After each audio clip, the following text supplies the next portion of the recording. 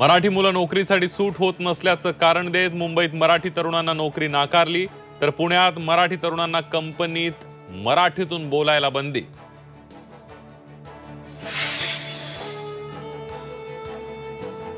मराठी तरुणांना कंपनीमध्ये मराठी बोलण्यास बंदी, मनसेकडून मुजोर, टीम लीडरला चोप। लाडक्या बहिणींसाठी विरोधक मैदानात, पैसे परत घेताय तर मतही परत द्या, उद्धव ठाकरेंची मागणी। तर मत घेताना निकष नव्हते, मग आत्ताच का, विजय वडेट्टीवारांचा सवाल। राजन साळवींनी मातोश्रीवर घेतली उद्धव ठाकरेंची भेट, नाराज मात्र ठाकरेंची साथ सोडणार नाही, साळवींची ग्वाही।